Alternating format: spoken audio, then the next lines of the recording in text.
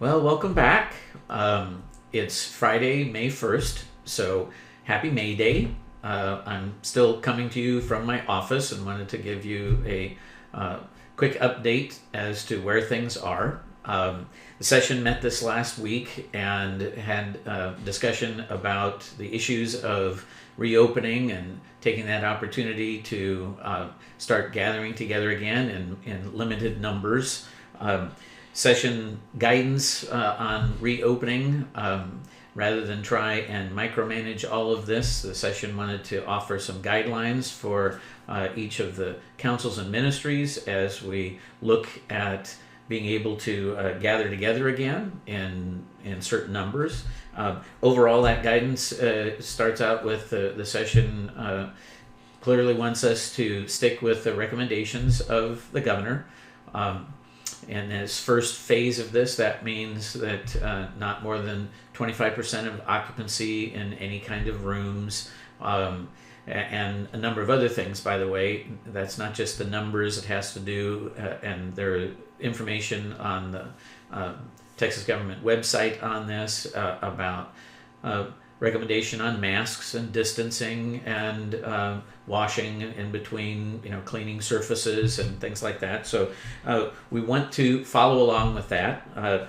That means that at each of these levels, and he's going to reevaluate that. The governor said that he would reevaluate that in mid-May, see how things are going, because this is still very contagious, and the question is to what degree are we going to be able to reopen? Nobody wants to be a center of an outbreak. So we also need to, at some point, start being able to get back together. So this is one of those things where, again, I don't think there's a perfect way to do this. I did check, and apparently all of the biblical instructions on how to deal with a pandemic are in the book of 2nd Hezekiah, which unfortunately we lost some time ago. By the way, there's no 1st Hezekiah, much less a 2nd Hezekiah. But session wanted to recognize that as we go along with this in terms of trying to determine how to get back to what all of us expect is actually going to be a new normal, but at least something more normal, we really session wanted to recognize 3 different categories on this. That first category is what's allowable. Again, we want to go along with what the governor is saying in terms of the recommendations of how to begin to move out of this in a fashion that gives us some opportunity to evaluate how all that is going. So it's what's allowable. And then we have to recognize that there's that second level, well, what's allowable and then what are we able to do? Let me cite an example. It may be allowable for us to have Sunday school classes again, 25% occupancy, even for children, but we can't do that if we don't have Sunday school teachers.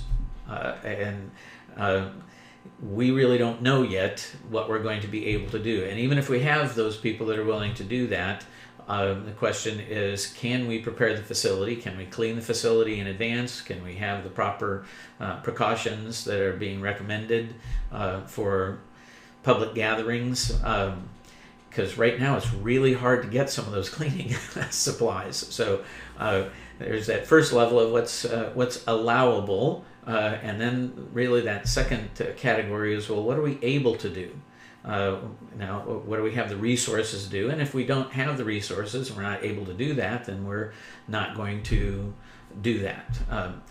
Third level is really what's advisable. And what's advisable has to do, again, with the question of, well, we know we'll have some folks who are ready to say, well, we're ready to come back and we're ready to give this a try with whatever the restrictions are. Maybe it's masks, maybe masks, social distancing, washing, entering the building through one way and exiting in another, and a whole lot of those kinds of issues. What's advisable? Well, that's really going to have a lot to do back with what we're able to do. That also means that we have to ask that question, well, what's the desire there on people's part? Now, as a result, you'll be receiving an opportunity to participate in a survey to give us some information about your comfort level about coming back and under what kind of circumstances, and because we need to know that. So when you get that, either via email, or we'll try and put some kind of a link on the website. If you can't participate in that, we try and have a way where you could call in and maybe answer those questions. But we're trying to figure out a way to just get some idea, because Session also recognizes there are going to be people, and I tried to talk about this last Sunday, that are kind of across the spectrum. People that are ready to say, I'm okay with this. I'm willing to take this risk.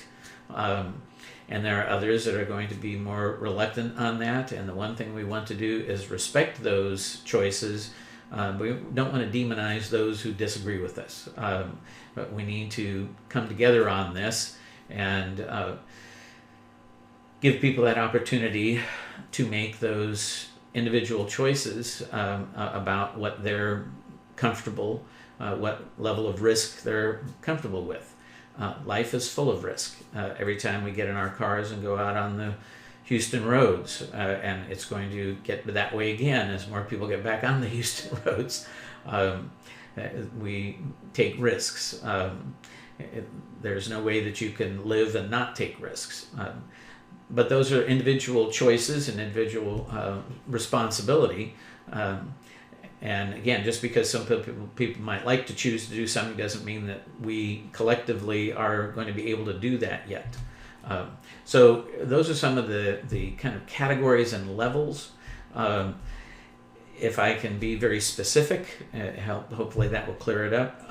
We are not ready this Sunday on May 3rd to have our worship center with folks in there worshiping with no more than 25% of the capacity of the building, because we don't have all the cleaning supplies and we don't have all those things in place.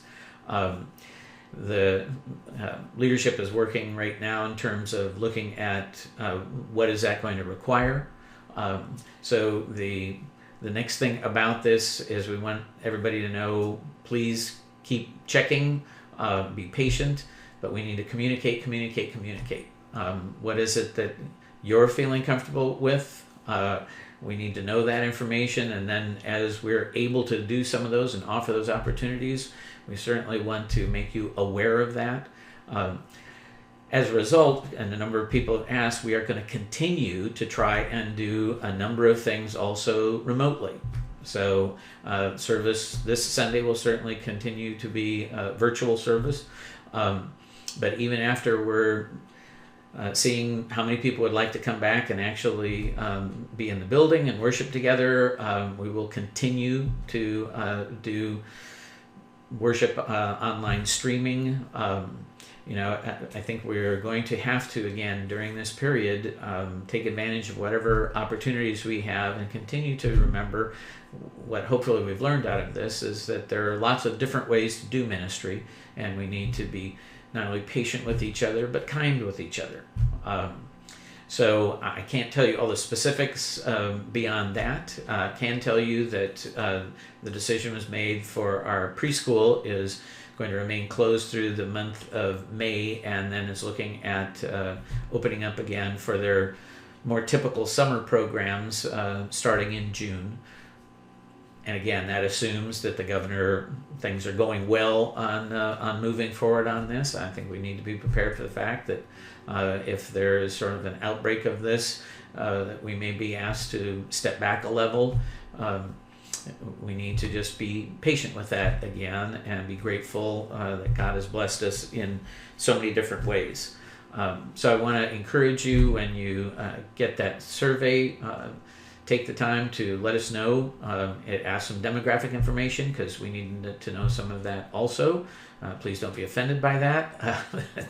But we need to sort of be able to evaluate where people's needs and desires are, and understand that, and be able to look at what we, again, what's allowable, but then what are we able to do, and then how, if we're going to do some of those things, what are the advisories that we're going to have in order to be able to offer those opportunities. This is not all focused on Sunday. This is across the board with all of our ministries and councils.